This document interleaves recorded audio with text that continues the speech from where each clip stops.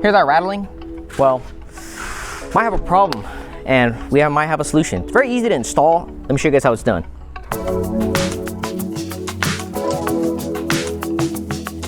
Let's show you guys how it's done. Grab a thin plastic panel removal tool, and the first thing we're going to remove is this plastic cover here right by the door lever. Just being held in by clips, so it's not really that hard to remove. Next, let's go ahead and remove this auxiliary panel here, and we'll do the same thing. Grab a thin plastic panel removal tool, kind of work your way in and kind of wedge it in.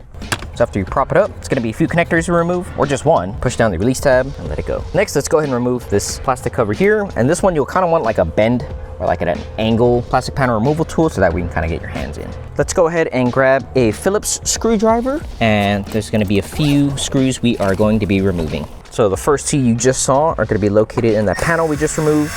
There's one, and here's number 2, and 3 is going to be the door lever. Make sure you don't drop these screws, okay? Get some magnetic sockets if you don't have them already. Next, grab a thick panel removal tool, and let's go ahead and start working our way all around the door side and popping off the clips. We usually like to start here because this is usually the strongest one, so just go ahead and pop that out. You'll hear a pop, and it's all just being held in by clips now. And once you get a few off, you can kind of just use your hand, pull on it, and you'll feel the clips pop all around, all right?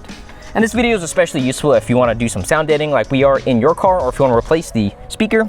I'm just showing you guys how to remove the door. So thanks for watching.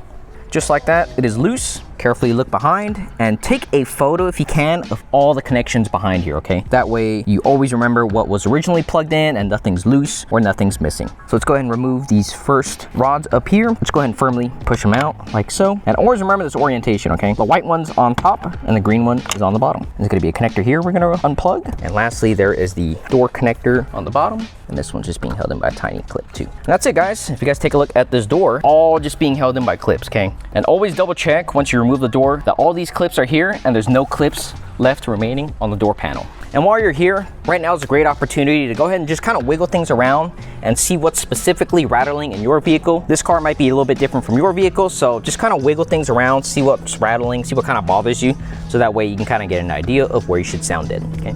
And right now is also a great opportunity for you to replace your speakers. If you do have some aftermarket speakers, you can always remove these 4 bolts and this connector, and hopefully your speakers plug and play, and you can just pop it in there. If not, might have to do some custom wiring, but I'm sure you guys will figure it out. All right, to get started further with our sound deadening kit installation, let's go ahead and remove this connector here. It's very easy. And let's remove these 4 10mm bolts. Okay. All right, perfect. Next, let's go ahead and carefully pop out the speaker.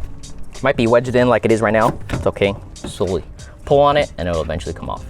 All right, and here is the factory JBL speaker. Next up, let's go ahead and open our DMS SP302 sound deadening kit. Let's see what's inside. So inside, we have 2 additional boxes. This is for the speaker rings and the foam. And you'll also have this package that's also our sound deadening and our roller tool, which we'll use in just momentarily. If you guys ever get confused on the instructions of this part, it's always labeled here as well. But hopefully you're watching this video instead so that I can show you guys a step-by-step tutorial. All right, guys, here is our acoustic vibration pad.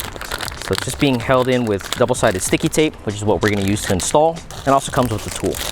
And this is where you would use the tool and the pad to figure out where your rattling is, and you can kind of put it there wherever you want. Just rip off the backing and just go ahead and roll it on wherever you wish to install it. It is Encore branded with our Encore logo, so it's very, very nice. Got that little diamond finish, and it's also chrome and silver.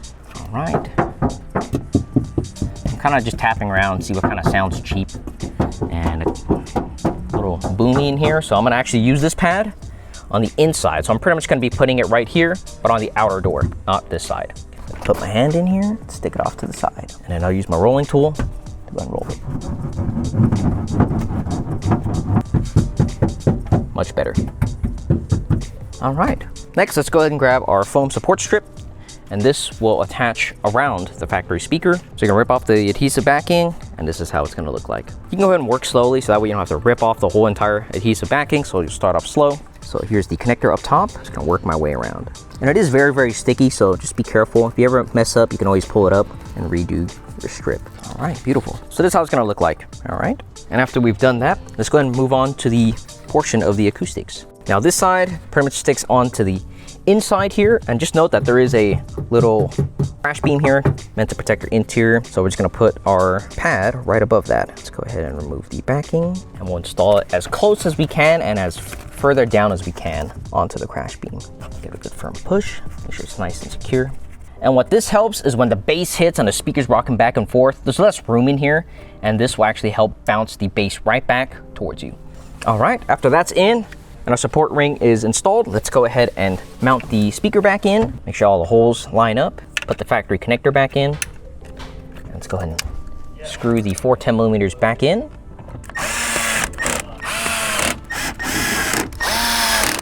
And last but not least, we have our outer speaker ring. And this kind of works the same way as our support ring. And this outer foam ring will stick right on top of our support. It's going to install exactly like that. Just make sure it sticks down. And this is what the completed project should look like. And if you guys ever need any more of the acoustic vibration dampening pads, we do offer the DMS F31, and this comes in a pack of 8 along with the rolling tool as well. And you can pretty much use this to control the resonance for stronger low frequency response. It reduces the vibrations for sharper mids and highs. It's also very easy to install with just peel and stick pads with the roller included.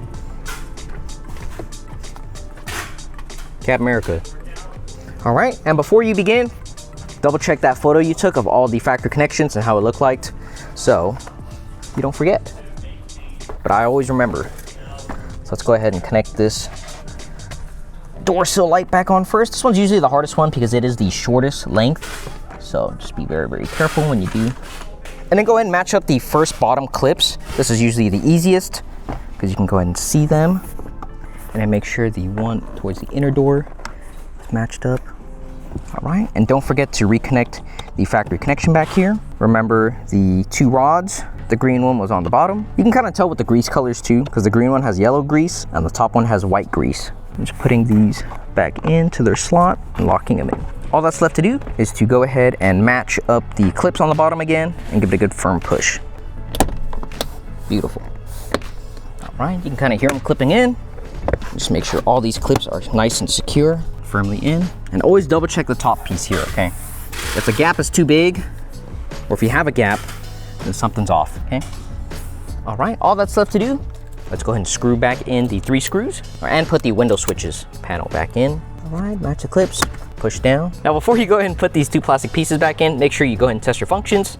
So locking works, unlocking works, and pulling the lever works. Let's just go ahead and clip these pieces back in, and then we'll put this cover piece back in. Once you're all done putting the door panel back in, get a microfiber, wipe down your greasy hands and your fingerprints all over your interior, because you want to keep your interior clean like we do. All right. Once you're done with the driver's side, repeat the same exact steps for the passenger side.